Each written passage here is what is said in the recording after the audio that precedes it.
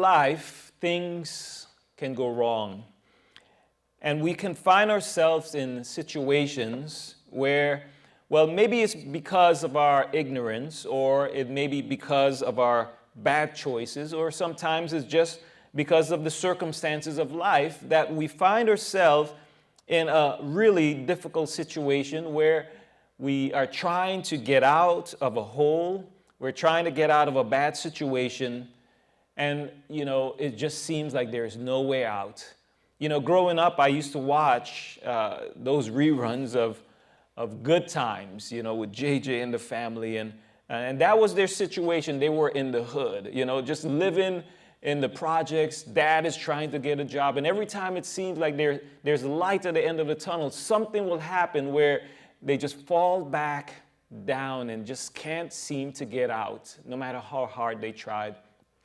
And it seems like the book of Ruth is kind of like a Good Times episode where a family found themselves in a really bad situation. Most likely, I won't say most likely, but chances are it wasn't their doing, but they found themselves in a hard time, a difficult time, a time of famine.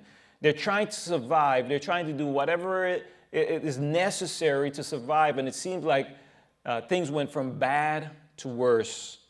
You see, in this book of Ruth, we will find that this family, although they're working hard, no matter what happens, no matter what they tried, it just kept getting worse.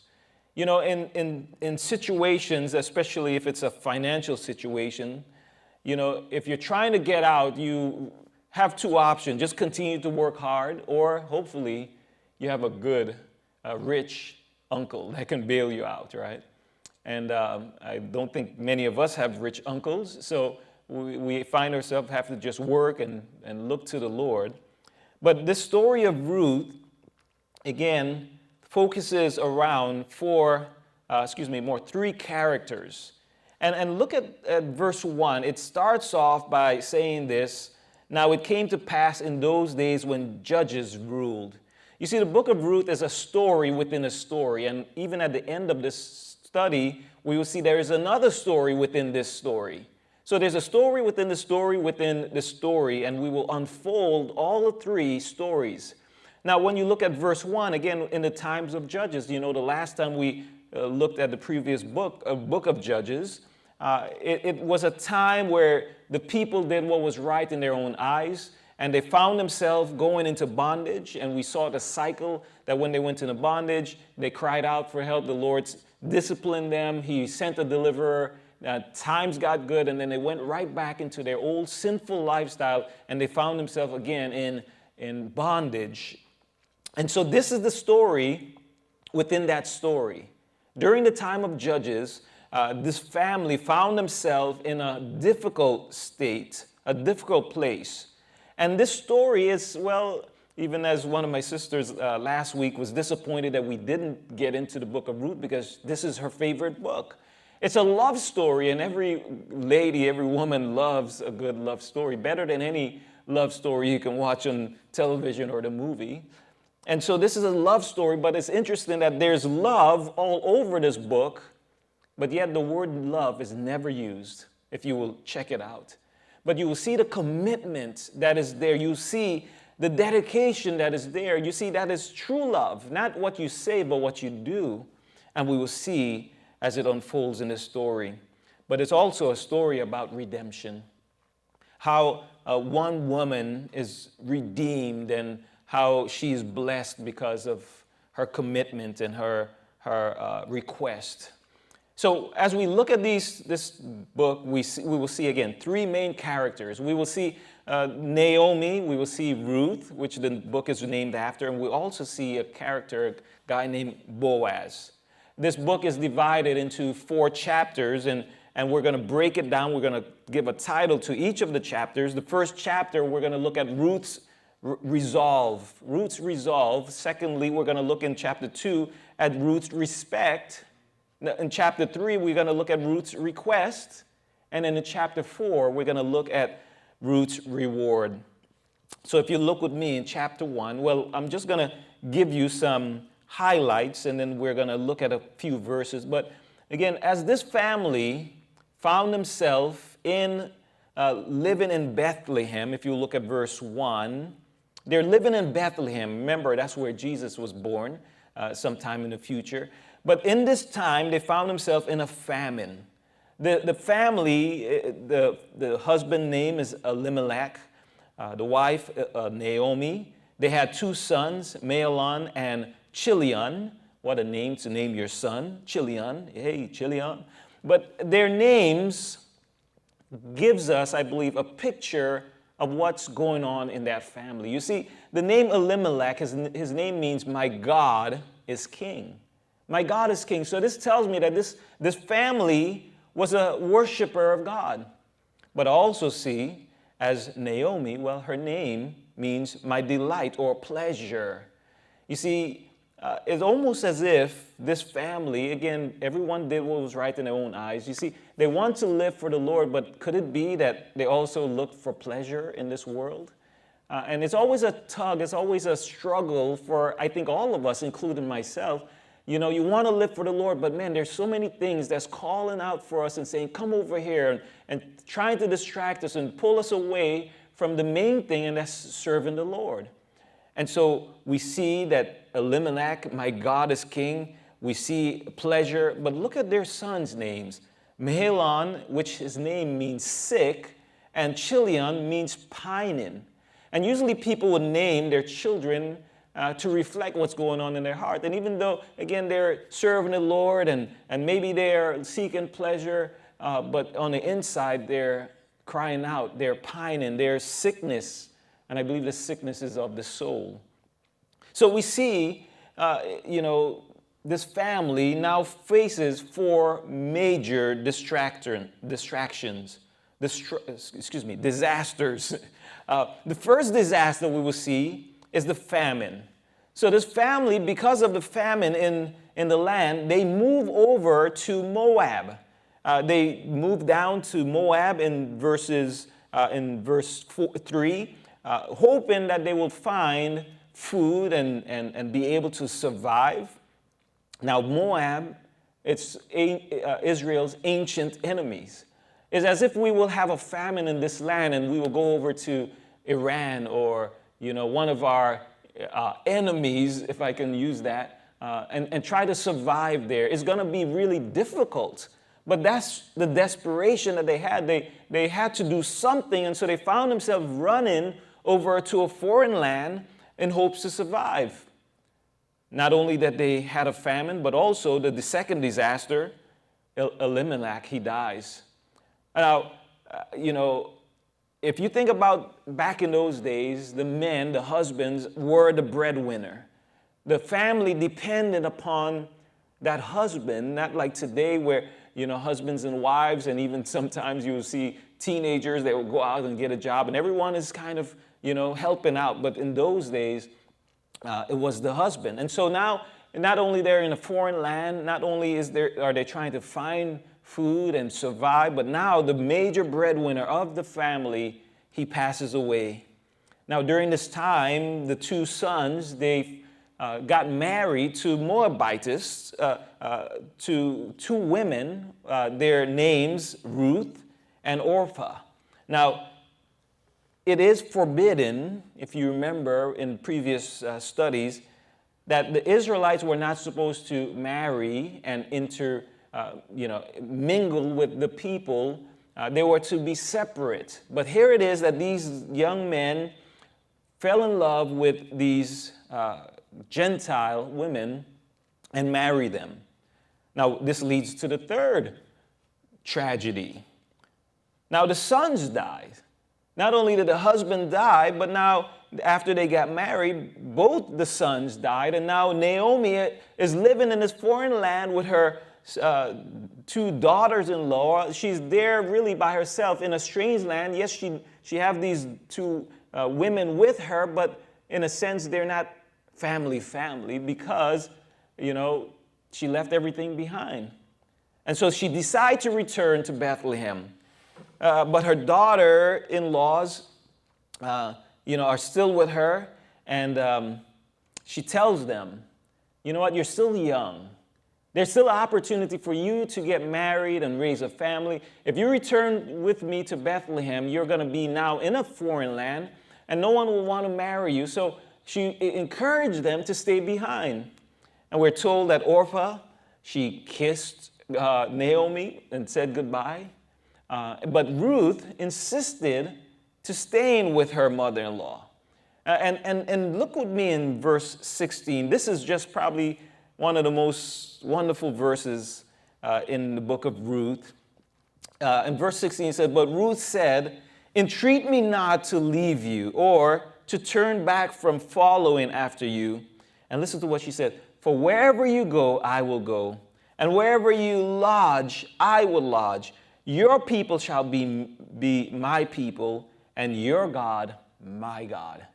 Listen, this sounds like a wedding vow. If you didn't know it was Ruth sharing it with her mother-in-law, man, you would say, man, use this for my wedding vow. Oh, your God, where you go, I'll go. Hey, your God is my God. Your people, my people. It's just a wonderful, verse just to use in a wedding.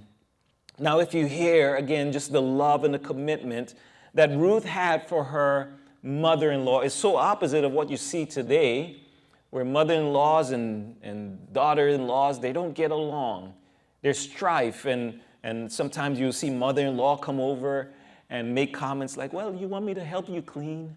I'll buy you a vacuum for Christmas, and those are things that you just don't do, moms, Give your sons and your daughter-in-law, give them room. Let them do what they seem best for their family. And that way you will avoid a lot of strife. But again, you hear this love, this commitment that Ruth is making to her mother-in-law. And again, this is true love, because so often you hear people make commitments and they will say their wedding vows. But man, as soon as something happens, they're heading out. They're breaking the vow. And what does the Bible say? Man, if you make a vow, don't fail to keep it, because God will hold you to it. And you don't want to make that mistake. So keep your vows, keep your commitment when you make a vow. But we also see here, not only does it sound like a vow, but it also sounds like a confession of faith. Look at what she said again. She said, your God be my God. You see, what Ruth was doing, she was making a personal profession. It wasn't, your God, I will follow you, and wherever you go, and your God will do this, and I will be along with you. No, my God. She made a personal confession. You see, it's so important that, our children understand that they have a personal responsibility to make a personal profession. You see, God doesn't have grandchildren. He has children. And we need to be a child of God, not a grandchild of God or anything else. We need to be personally committed to the Lord. And that's what Ruth is doing here. But after this, we see that both women, they will return to Bethlehem. And Naomi, her old friends in Bethlehem, they will be so happy to see her.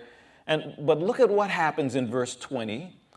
She said to them, do not call me Naomi, call me Mara, for the Almighty dealt very bitterly with me. You see, Naomi had become bitter. And I know it's so easy when things happen in your life, when tragedy strikes, there's a tendency for people to look at God and shake their fist at God and say, how could you? Why would you do that? How I served you, I followed you, I tithed, I attended church, and yet this happened to me. Understand this. God does not want these things to happen, but we live in a foreign world, a fallen world, and as long as there's sin in this world, there's things that's going to happen. But he did make a promise. He made a promise that one day there will be no more. And so as Paul and even Peter and the others will say, the light and momentary suffering that we go through in this life is nothing compared to the glory that's ahead. When we get into eternity with the Lord and we look back and say, man, that was like a paper cut. That tragedy that I just thought was so horrible, it's like a paper cut compared to the glory that I'm enjoying now. If I can do it all again, hey, I would. But here we see that Naomi has just turned bitter. But listen, I love the fact that God, even though she's bitter, God will use her daughter-in-law, Ruth, to bring about a restoration even in her life. So we look at chapter 2 now. Now we see Ruth's respect. First, it was her, in chapter 1, it was her resolve. She resolved to follow her mother-in-law and to commit her life to the Lord. But now in chapter 2, we see Ruth's respect. And Ruth requested in chapter 2 that as they are in the land in Bethlehem now, that she will go out into the field. You see, back in those days, it was a lot of agriculture, a lot of planting and harvesting.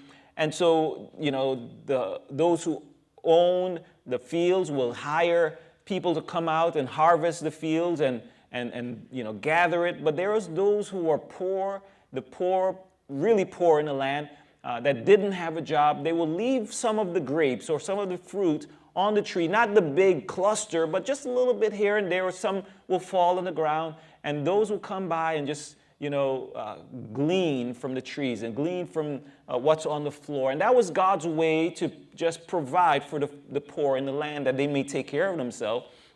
And so here it is that Ruth is requesting her mother-in-law, can I go out to the fields and glean from what's there? And, you see her heart. You see her respect for her mother-in-law. She's not saying, you brought me over here and now we're hungry and you need to provide. No, instead she is willing and in humility, willing to go out and do that job of hey, everybody knows that she's poor because she's gleaning. It's kind of like going down to the food stamp office when you don't have any money. It's kind of embarrassing. That's kind of what's going on. It's an embarrassing situation, but she's still humble enough to say, you know what, I got to do what I got to do. And so she goes out and ends up in this field owned by a guy named Boaz. Now, Boaz is, of course, like a business owner. He is most likely respected among the people in his society and probably influential, as we will see in chapter 4. He goes down to the city, the city streets, the gates, and I can tell he's a respected person there. But Boaz, when he came down to the field, now he sees this woman, Ruth. And in chapter 2, verse 5, he says, then Boaz said to his servant, who was in charge of the reapers, and whose young woman is this? You see, I don't know how Ruth looked, but man, Boaz, she caught Boaz's eyes. And his servant told him, and Boaz responded in verse 8. It says, then Boaz said to Ruth, you will listen, my daughter. You will not, will you not? Do not go to glean in another's field, nor go from here, but stay close by my young women. Let your eyes be on the field which you reap, and go after them. Have I not commanded you young men not to touch you? So he's protecting her. And when you are thirsty, go to the vessel and drink from what the young men have drawn. So you see, Boaz is in a sense providing for Ruth. You kind of get the feeling again that Ruth really got his attention, for whatever reason. But she was humble, and we're told that she fell at his feet for his kindness. But look at verse 12. And Boaz answered and said to her, it has been fully reported to me all that you have done for your mother-in-law. Now, that's a powerful statement. Ruth's, her reputation had already gone out into the community that she has done a lot for her mother-in-law. Again, how opposite of what we see here in our society today, where there's so much strife between mother-in-laws and daughter-in-laws. But here it is that a young woman that's from another land has come to Bethlehem, and she is taking care of her mother-in-law. And her reputation is out there. It's so sad that among Christians or Christians in general have a bad reputation. That when people say, oh, those Christians are this, because, man, look at how they act and how they have, how they treat their spouse, or how they treat their children, and how they're dealing with in business. And that's not their reputation. And it breaks my heart every time I hear someone says something about Christianity, or even more so about the Lord, because of the reputation that a Christian have. I've shared this before, but when I became a Christian, I did not want to be called a Christian because of the reputations that Christians had. And I was kind of just shying away from it until the Lord knocked on my heart and He gave me this word. He said, I want you to be the best Christian that you can be. And that's what I live to do. I want to give a good reputation for the Lord. I want to represent Him right. And I don't want to be a Christian in the church and a Christian when I go out, and when I get home, I'm a different person. No, I want to be a Christian wherever I am. So what you see is what you get. And that's how we're to be. If you're not living like that, if you're hiding in your house and trying to be something outside in public, but in private, you're being something else, that's hypocrisy. And so, have a good reputation at home, as Ruth had with her mother-in-law. There's a proverb 21 verse 1. It says, a good name is to be chosen rather than great riches, love and favor rather than silver and gold. A good name. Let's have a good name. You're called a Christian. That's a name of honor. We need to carry it in a way that we're honoring the Lord. You see, it's not how you act in public, but it's how you act even at home. Now, in chapter 3, we move on to now Ruth's request. We saw her respect in chapter 2. We saw her, her resolve in chapter 1. And now we look in chapter 3 and see her request. Now, in chapter 2, again, she was in the fields and she was gleaning, and Boaz was trying to help her out and give her a little bit more than just what's there. But, during the harvest time, you have a short time to pull in as much as you can, because once the food is out, the food is out.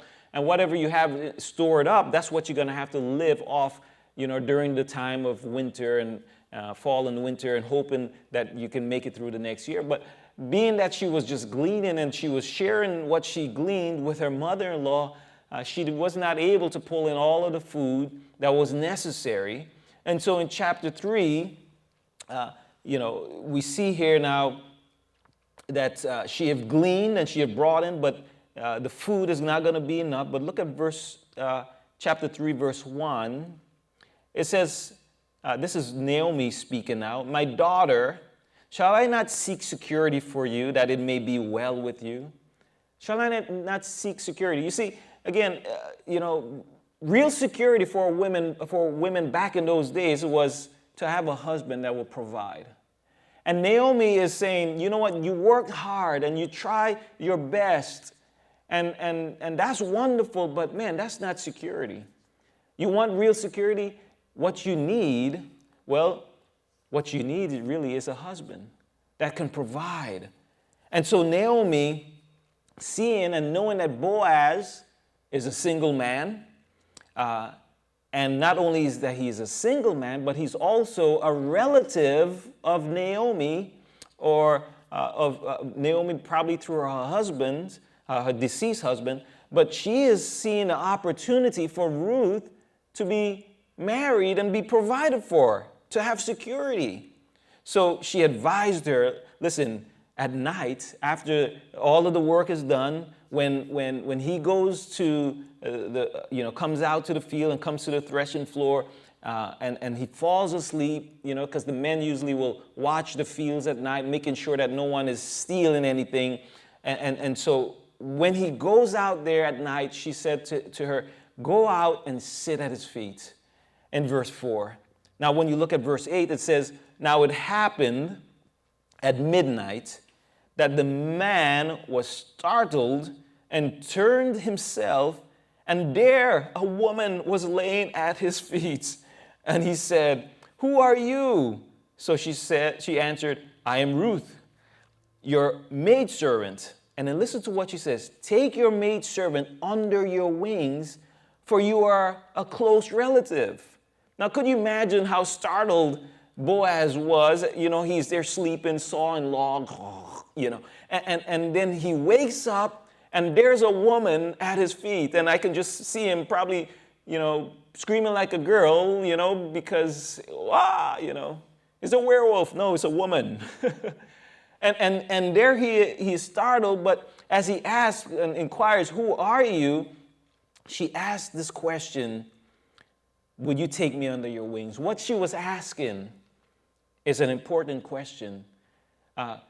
She was asking him, really, knowing that he was a kinsman redeemer, and I want to talk about that, a family member, if he would be willing to redeem her. You see, when a man marries a woman in Israel, that name, whether it's Victor, as I have, or William, or whatever it is, that name have to be carried on from generation to generation. That was God's hope for the Israelites, that they will always have a name in the land. But since Naomi's husband died and her sons died, there's a chance that their names would not continue in the land of Israel. And so what Ruth is saying here to Boaz is, "Hey, being whatever the name is, would you take me under your wing? Would you marry and redeem me so that my husband's name or my family's name will continue and carry on in the land?" Again, there's the law that says if someone gets into debt and they have to sell their land and go into slavery or whatever, that property can be redeemed only by a close relative. Only by a close relative. So Boaz was very interested in the offer, but there was one big obstacle. There was another family member that was closer to Naomi's family, and so he didn't want to violate that. He couldn't violate it, and it just made me wonder if the moment that that he found out that Ruth was a family member, I wonder if he was interested in probably marrying her, pursuing her, but since there was someone else, a closer relative, that he didn't pursue it because he didn't want to violate that. But now that Ruth is saying, "Hey, would you consider marrying me? Will you consider being the kinsman redeemer?" And so Boaz, again, very interesting. And now in chapter 4, we see now Ruth's reward. She made her request, but look at the reward, what will happen in chapter 4. It says the next day, Boaz went down to the city gates. This is a place where business transaction is like the court, and everything happens at the city gates. It's like downtown. And there he presented this situation to the kinsman, the redeemer, the family member, the close relative. And in chapter 4, verse 4, it says, Naomi, who has come back from the country of Moab, sold a piece of land which belonged to our brother Elimelech. And I thought to inform you, saying, buy it back in the presence of the inhabitants of the elders of my people. If you will redeem it, redeem it. But if you will not redeem it, then tell me, that I may know, for there is no one but you to redeem it, and I am next after you. And he said, I will redeem it. Now here's the situation. Boaz, of course, he's interested in Ruth. He's interested in purchasing the land. He's interested in redeeming the name. But now he presented it to this guy, and now the guy is saying, you know what, I'm interested. I'll take it. I will redeem. But there's one thing that you need to know, the fine print. And so he shared with his relative that there's a woman that comes with the land. It's a package deal. And this woman, this bride, is a Moabitess. So when he shared that, this other kinsman redeemer he decided to pass on the opportunity. Because why? Well, he didn't want to be married to a Moabitess, someone from a foreign land. He didn't want to ruin his name. He didn't want to share his profit with another family. So you know what he said? I'll pass. Bing, bing. This is what Boaz was hoping. And in verse 13, so Boaz, listen, took Ruth, and she became his wife. And then we hear this, and they had a son. Now, this is true love story. This is where we hear and it's kind of like, and they lived happily ever after.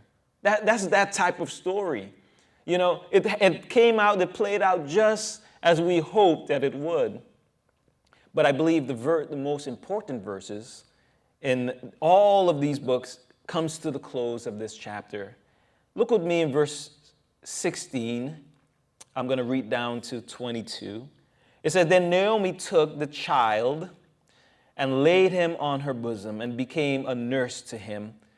Also, the neighbor women gave him a name, saying, there is a son born to Naomi. So Naomi is blessed. She have a name being carried on. She's blessed, and this is what she was hoping that will happen.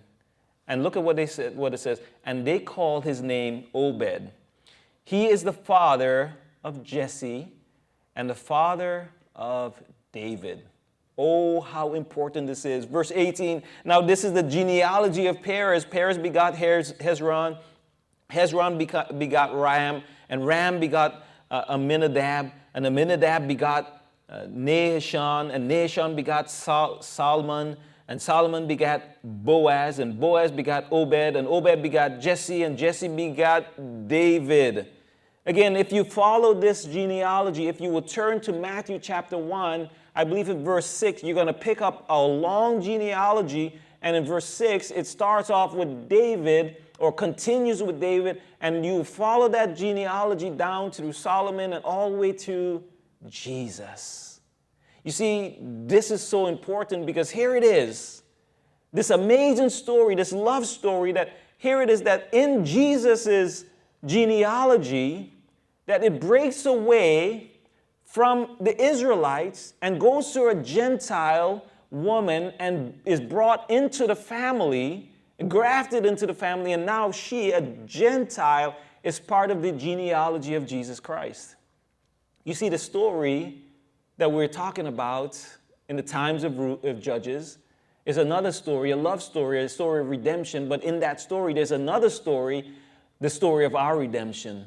You see, because Jesus Christ is our Boaz. He is our kinsman redeemer.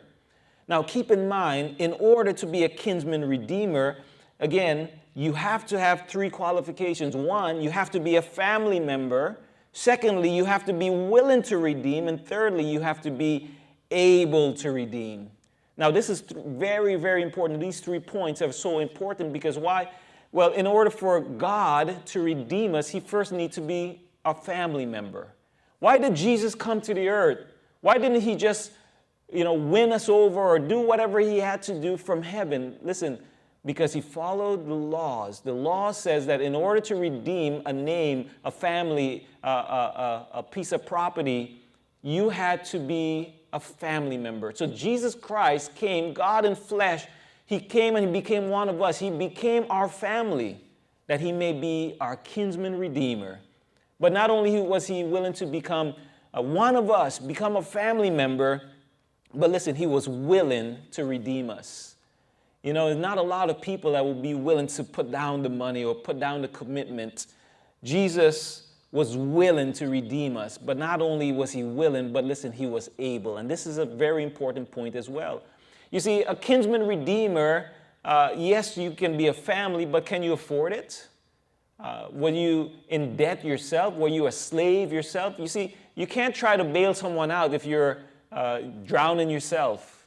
You can't redeem someone if you're under bondage yourself. Jesus Christ came and he was a sinless Lamb of God. He became our family member without debt, like a Boaz. He was able to provide for himself, but also for us. And so therefore, because of his sinless life, he was willing but also able to redeem us. You see, Jesus is the only one that qualifies. And that's why God didn't send, or a lamb wasn't sufficient. That's why God didn't send an angel to redeem us. No, he became one of us. And also, let me just add this. And because God is eternal, that's why we have eternal life when we give our life to him. And so what a beautiful picture. And I just pray that the Lord will minister to us, showing us that as Boaz loved Ruth and was willing to redeem her, even though she was not part of the family, part of the Israelites, listen, that he was willing to redeem her. And even though we are not part of the Israelite family, God looked at us who are Gentiles and brought us in and made us his own, and we became the bride of Christ. And we see this beautiful picture. So I pray that this message really encourage you, and just to see what God has done for us and how much he loves us. And we know that one day, as you know, I use that term, we will live happily ever after. Yes, there's a famine in the land. There's plagues and there's problems and all kinds of trouble in the land. But listen, one day when our kinsman redeemer, he comes and he takes us not only to redeem us, but also the property that was lost. When Adam sinned, he's going to redeem us and we're going to live happily ever after. Amen. Father, we thank you again that you give us in your word these pictures, these portraits of grace, these love stories, Lord, showing us how much you love us and all that you're willing to do to redeem your people. And Lord, I pray that this has truly ministered to those who are listening. And Lord, as we are just separate right now, but Lord, I pray that everyone will be anxious to get back together in fellowship, Lord, and just continue to serve you while we still have time on this side of heaven. So Lord, I pray that you be with each person, that you protect us from any sickness or disease, you protect your church, but also that you empower your church to be able to be bold and share the gospel, the good news, to share hope in this dark times that we live in, that you will mobilize us, Lord, and send us out as you did.